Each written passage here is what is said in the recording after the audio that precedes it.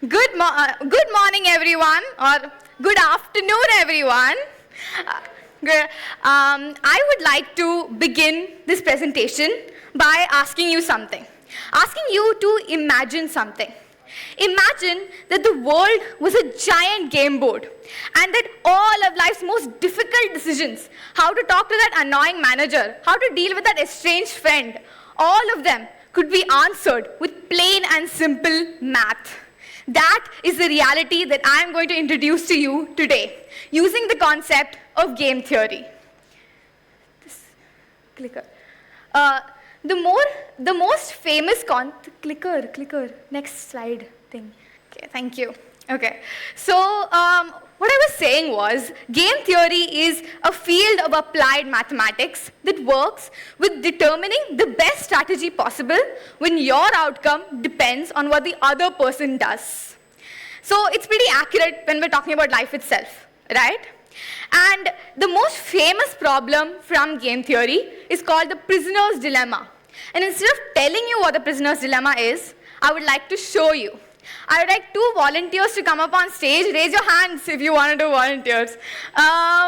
Okay, you guys come up on stage. Quickly. Okay. Basically, I have a bar of chocolate here, okay? How I'm going to split this bar of chocolate between the both of you is decided by you guys. Stand like accordingly. Okay. You can either decide to take or share. Each of you gets that option. If you both decide to take, then you will only get 2 small pieces of chocolate. But if you both decide to share, you get 2 halves of the chocolate. It's evenly split in half. So you might be thinking, let's go with share, right? That seems to be the better option. But here is the twist. If one of you says take, but the other one says share, the person that says take gets the entire chocolate bar, while the person that says share gets nothing. So the stakes are high, people. We're talking about chocolate. Here is a pen for you. And I want you to write a big T on your piece of paper if it's take, and a big S on your piece of paper if it's share. Are you guys done? Okay. Show the audience, and then show me. Oh, she decided to share, while she decided to take. You know what this means? You get the whole chocolate bar, and sorry, you get nothing, okay? Thank you so much. But the thing is that what she did, taking, was the correct option. Because when you really look at this diagram, you can see why it is seemingly the logical move. If the other person is sharing, then you can opt to share, getting half a chocolate bar, or you can opt to take the whole chocolate bar. The whole chocolate bar is better. And if the other person is taking, you can either opt to share, getting nothing, or you can opt to take, which again gives you a little bit of chocolate, right? So again, you're winning. So it seems that take is the most logical conclusion to have.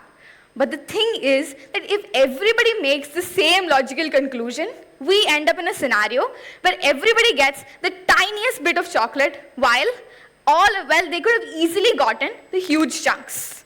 That is the paradox posed by the prisoner's dilemma. This is the juxtaposition. What seems logical when you are making your move actually leads to chaos on a much bigger scale. Now, just to show how big these scales can get, this is a community. It is made of 25 people that follow a certain algorithm.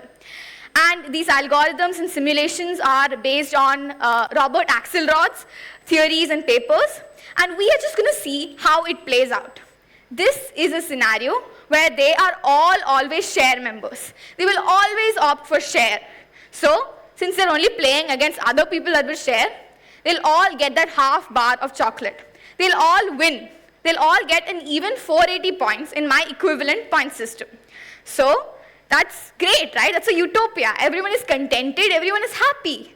So let's ruin this utopia. Let's add just one bad person. One person that will always opt to take, no matter what.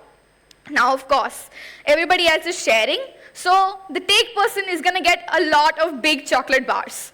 They are going to get more points than everybody else.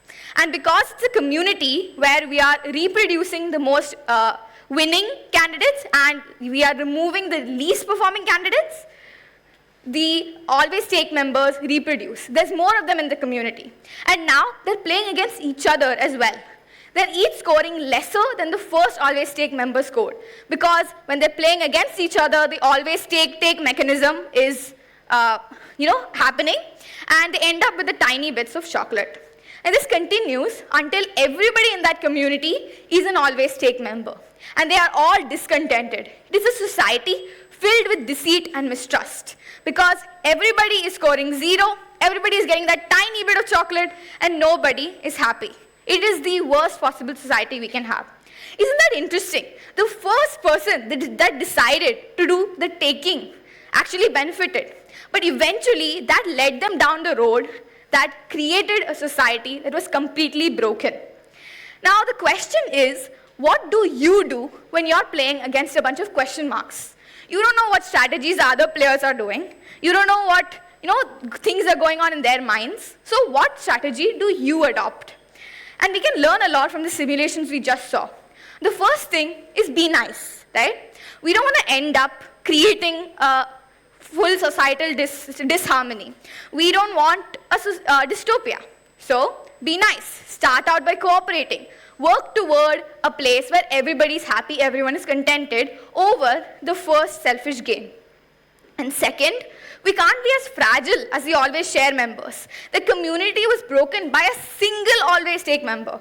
And that cannot happen to us. We have to be retaliatory. We have to hit back when we're hurt. We have to fight for what? For ourselves. Okay?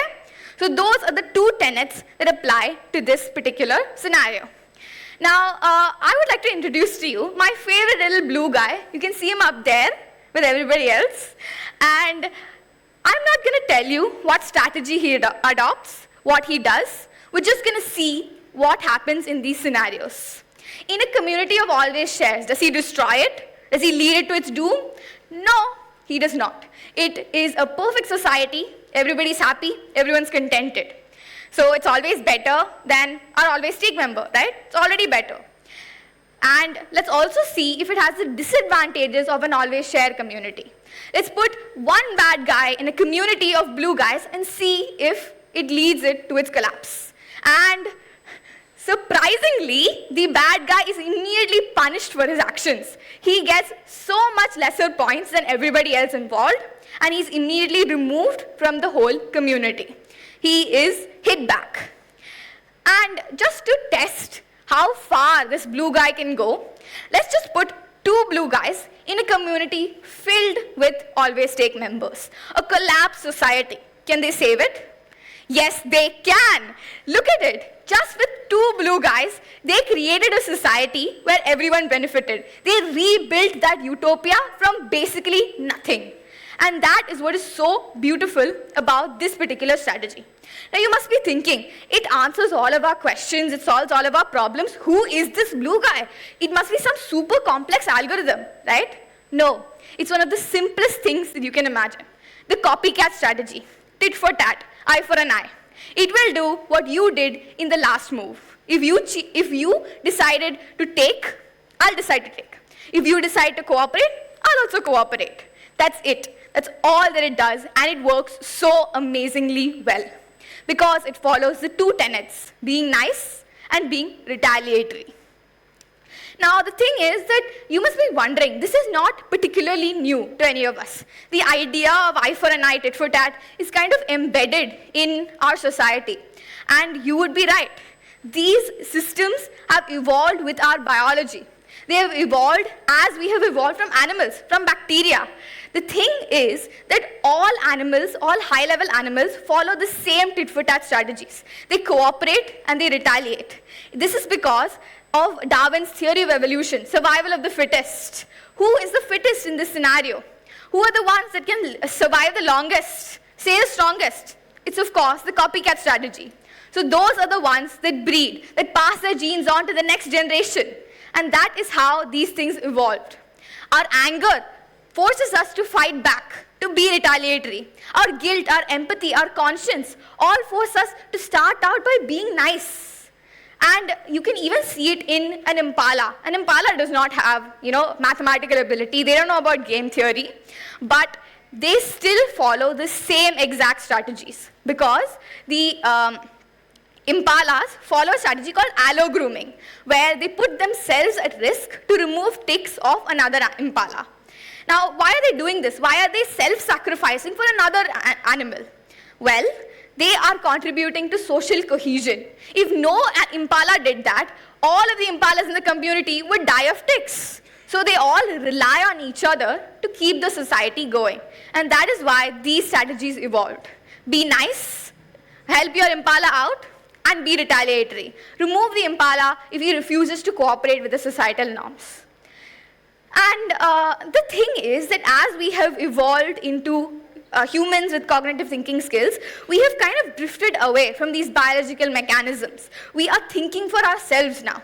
And that is why I think game theory is so important to understand, because it can apply to even the biggest scales, to even the biggest problems. Climate change is a mega dilemma. It spans over several countries, but it still follows the same tenets. If everybody decides to cooperate, if everybody decides to make a short-term loss in GDP by restricting factories, restricting enzymes, stopping manufacturing, they are making short-term loss, but they are making long-term gain for everyone involved. They are stopping climate change. And even if one country decides to defect, even if one country decides, okay, I'm not going to prioritize, green initiatives, it's okay, let's go with emissions. They create a short-term gain for themselves, but a long-term society where no one benefits.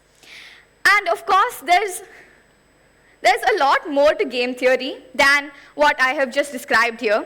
Even within Robert Axelrod's theories, there's a lot of other things that I haven't touched upon. Be forgiving, be clear, avoid miscommunication, look for win-win scenarios. All great guidelines. And a lot of life's most difficult problems cannot be reduced to a simple prisoner's dilemma.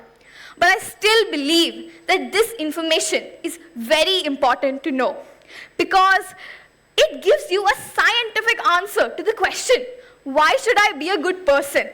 Why should I operate under these tenets? It gives you that answer. It gives you a structure that which to refer to in times of difficulty. We are the youth. We are citizens of a country, and we will go on to make decisions that can either revolutionize or destroy our world. When we are making these decisions, it's important to keep these ideals in mind. It is important to keep in mind that in the long term, cooperators dominate the playing field. That in the long term, your kindness, yes, your kindness can rebuild even the most broken world. Thank you so much for listening to my presentation.